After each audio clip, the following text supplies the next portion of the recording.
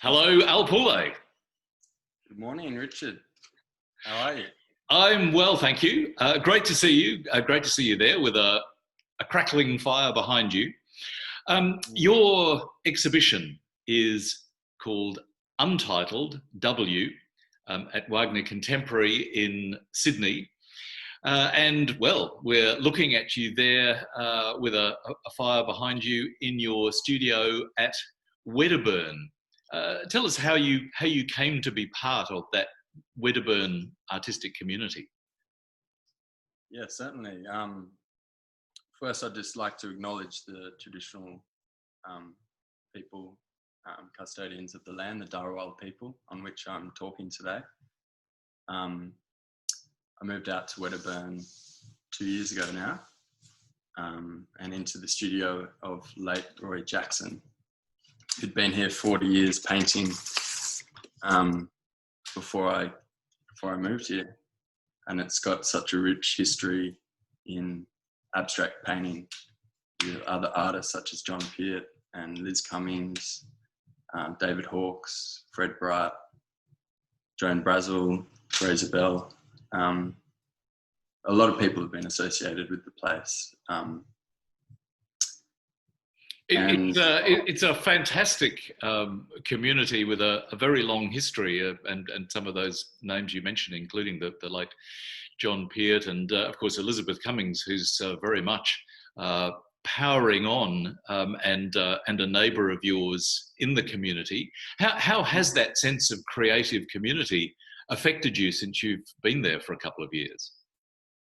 It's been amazing. It's just so supportive. To have those older artists around you and see, it's possible to survive and even to thrive in your practice in a place like this.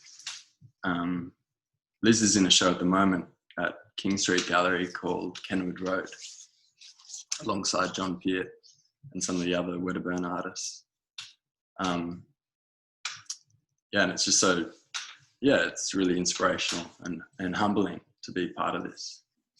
When you say it shows that it's possible to thrive in that sort of environment, can you tell us a little, for those not familiar with Wedderburn, what sort of an environment it is? Because it's not an easy environment in terms of the surrounding bush and all of those things necessarily to function in. But as you say, you're thriving. Yeah, it's got its daily challenges, but just having the space and the air to breathe. There's just trees. We're on 25 acres and next to the national park here, Darawal National Park. And, there's koalas roaming around, and we're just an hour from Sydney. It's amazing that the artists have been able to help preserve this bit of bushland. It's got the only koala population in Australia that doesn't have chlamydia. And so it's really healthy bush. And the depth of perception and feeling that you get living amongst the trees is just so different to the city. It's really informed my most current exhibition. Playing with that sense of foreground and background and feeling of place within the 2D span.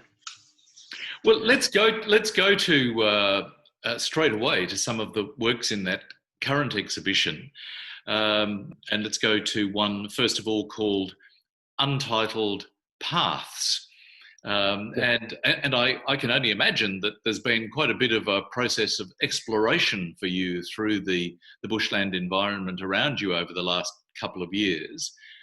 To some extent, is that travelling, that finding paths, a common factor in some of the works in the exhibition? Yeah, I think movement and action really inform my work. And a feeling of mark making is also creating paths. So you often see little animal tracks through the bush, and tempted to follow them. But yeah, it's that feeling when you're moving through the landscape, you're no longer an observer. You become a part of the place as you're, moving through it. So some of those paths are obviously physical, but a lot of them are more an inner a journey through these.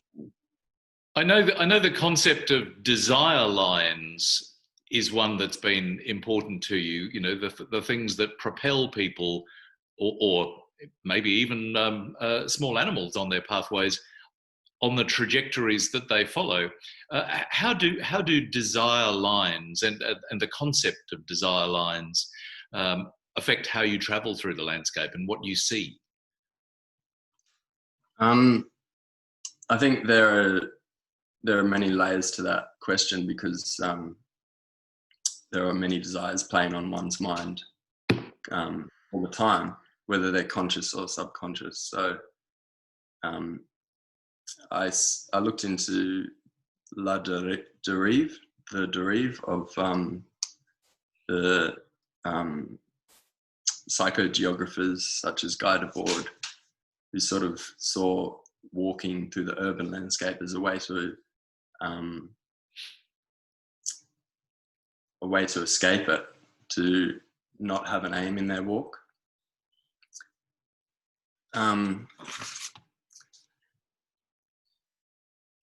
So it's often the sort of just subconscious things. So when I'm painting, it'll be a matter of having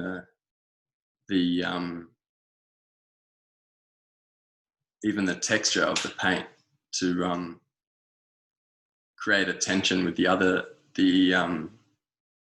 space, and this this desire to create tension is something that I often return to in the work.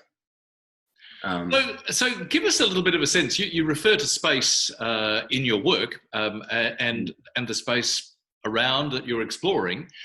But one of the things that being in the studio of the late Roy Jackson has given you is a tremendous amount of space of your own to be able to work in. How has that working environment really changed your practice and your physical making?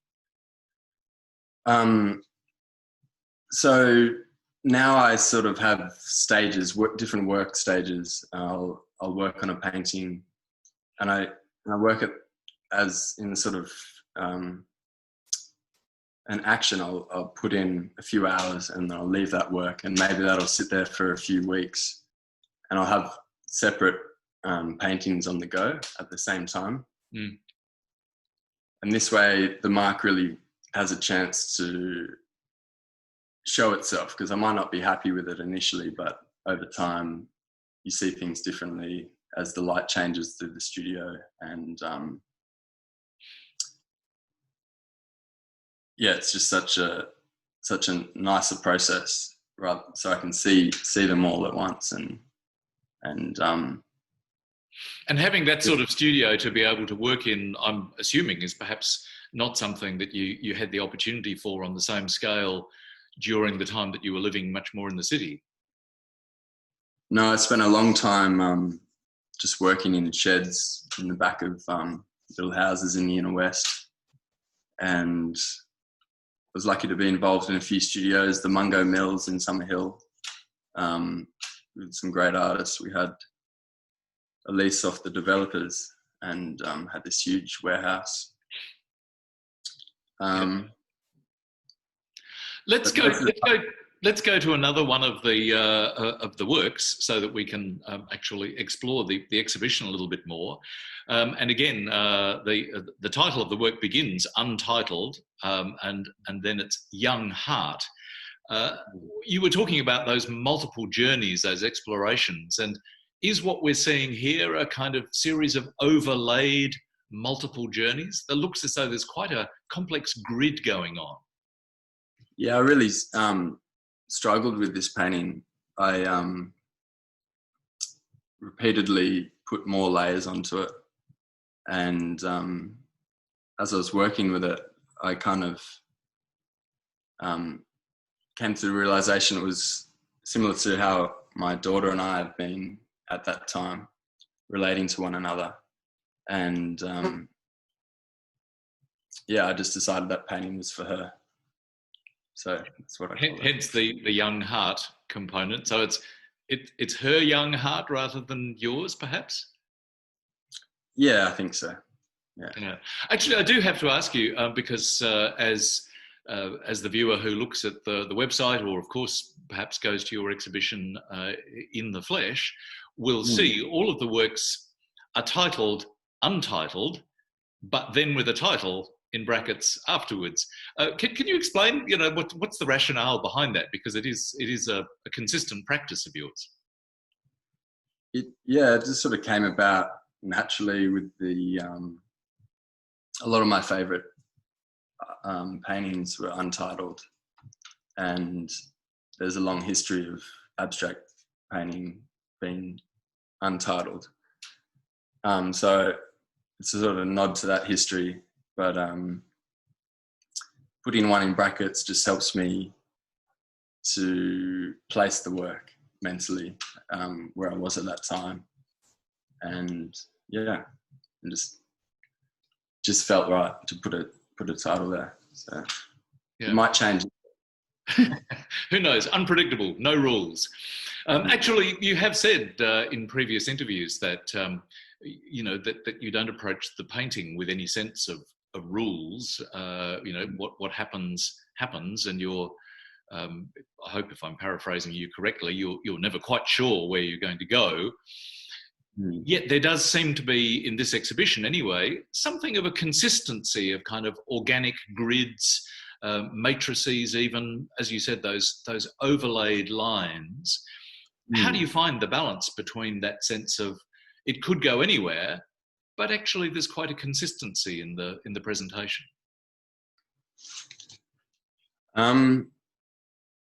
They're just forms that I've built up over the years and lines that I'm drawn to.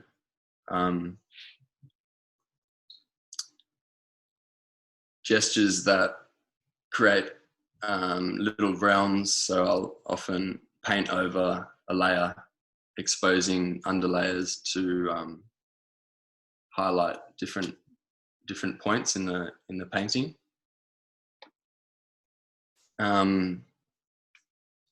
And also gesture is really important for me in the work. It's got to have a feeling of spontaneity and freshness in the work. Yeah. Can you give us a sense of physically what it's like when you're painting? When you're trying to, when you are allowing that spontaneity and that freshness to manifest, are you very vigorous in the studio, or are they fairly considered marks? How does it physically feel?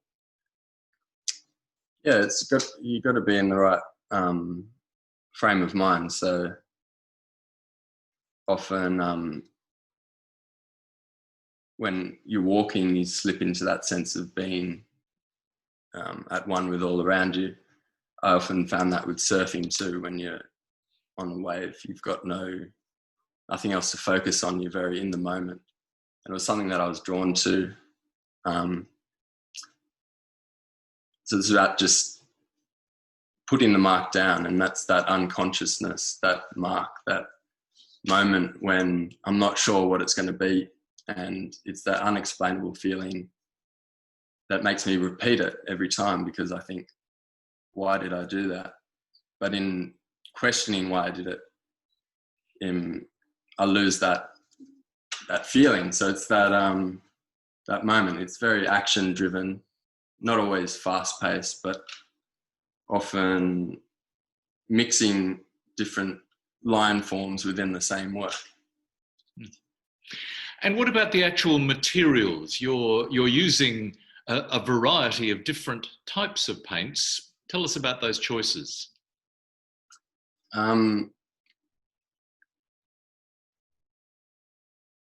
It's usually sort of I what do I do with the paints? Well, you certainly seem to push them pretty hard sometimes. You know, you really make them perform whatever the paint is. Yeah, I feel like a good painting is a good painting no matter what it's made of. It's like some of Tony Tuxton works were on newspaper, and they're some of the most amazing paintings I've seen. And I just try to balance something that'll be archival enough in the future with something that I can use paint on fast enough. So acrylic paint and rolls of canvas at the moment is where I'm at. And there's spray paint as well, which has a completely different, slightly more amorphous feel. Yeah, it's interesting. It doesn't have a certain form, and there's not that direct contact with the surface.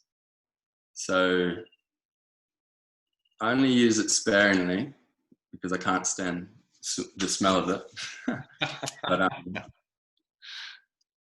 yeah, it creates some great misty qualities, and it's really fast as well. There is one of the works called Haze, which may not be a direct reference to the paint, but that sense of mistiness and haziness is certainly there. But when you were talking about that, you know, that sense of the gesture being really clear and really decisive and somehow right for the moment, there's also a work called Untitled Clarity. Just speak to that for a moment. Is it what clarity are you referring to in that work? There was a moment. So it was this basically a line painting where I overlaid both acrylic and aerosol over this canvas, and it just felt like it was moving. And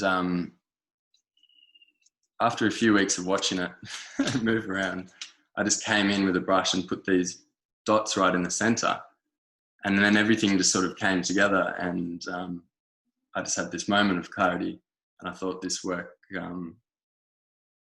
just sort of shone in those few gestures of these dots, just really brought it together.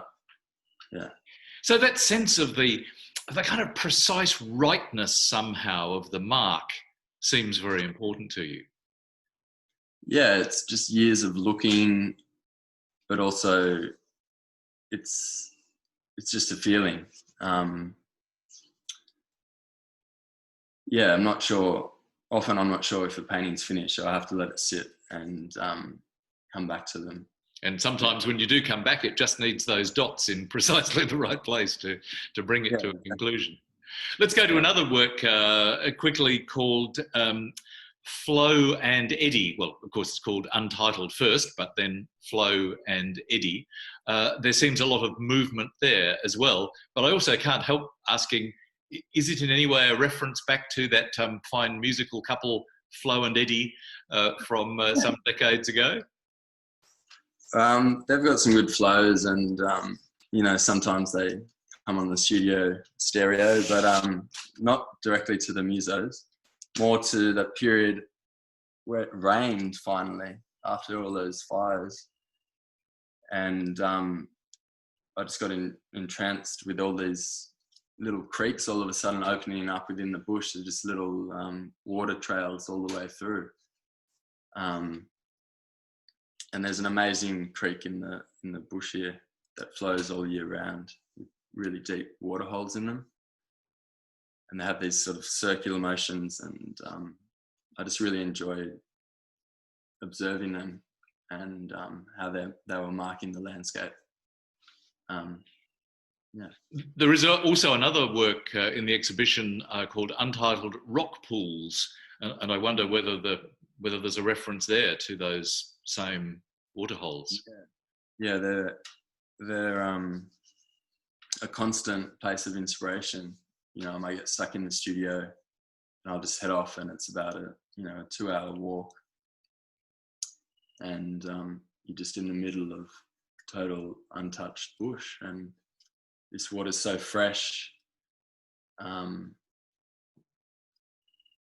It just pulls me down there. You know, I'm down there every second week.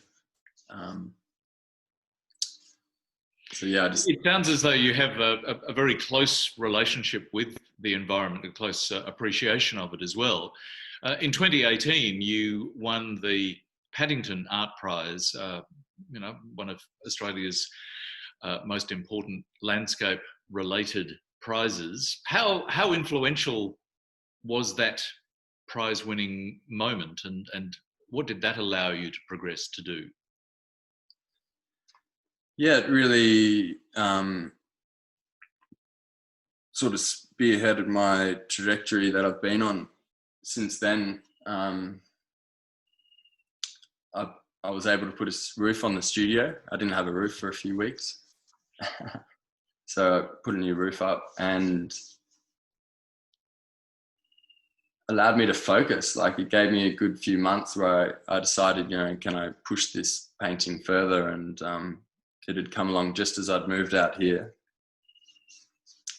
I actually have a quote of John Pearce about landscape painting. Yes. And how he saw his painting. Can I share it? Sure, yes. John Pearce was just a wonderful, remarkable man, and it was, you know, so sad that he passed just a few years ago in sad circumstances. Yeah. So he says, "I see pictorial space as an inner landscape for the mind's eye to roam. So it is not surprising if my paintings evoke the feeling of landscape. I know it is a mental projection, but it is inherently delightful. While painting, I am issuing an open invitation for those illusions or illusions to enter. My conscious mind can be occupied with making, and the unconscious can come up with its own surprises." Wonderful words, and they clearly resonate with you very strongly. Yeah, definitely in that kind of confusion, because that always had that link between landscape and abstraction, and it interested me. But I think I'm definitely going down the more abstract road, and it just made total sense that that's why I'm doing it, because there's this relationship between inner and outer worlds that I'm exploring, and yeah, and it's great to know that other people have felt that way and also had amazing paintings. Made amazing paintings. Well, and as John did through his writing there, articulated it so well in words as well as the vision. The just going back a while, it's been a fantastic or a really quite rapid evolution in a sense for you from the sort of video performance-oriented works that you were creating a few years ago, you know, very, very political, very powerful, to the type of choice of painting that you're now making. Do you see such a rapid evolution continuing? Are we going to see big change like that into the future, or do you feel as though you've found an area you're likely to stay in for longer? I've always painted, even though I was making performance work, and it was somehow I was able through my studies to marry the idea of performance and painting, and justify in my process that painting can be performative and performance can be painting in a way. So I did these performances, like I filmed pushing my daughter around in a stroller and captured the shadows of the paths on the ground and the lines of the shadows, and it was shot at bird's eye view, so it looked like I was painting within the landscape. Right. Which is sort of crossover period. I ended up making works out of found objects that I'd found on walks, walking being a very informative performance practice for a lot of artists and a great thing to do for people. But I created these objects, painting objects, and people had to negotiate the gallery in order to view them. So they became a part of the space in my thinking and my theory. So the paintings became more dominant in my work and just something that I totally fell in love with. Such a pleasure to be able to do that. And yeah, I just can't do enough painting now. Well, thank you very much for sharing your thoughts about those paintings. And it's great to see in the exhibition at present what it is that you are doing in the journeys that you're taking with your paintings at the moment. So, Poulet, thanks for sharing your exhibition with us. Thanks, Richard Morecroft. It was great to chat with you. Yeah, I really appreciate it.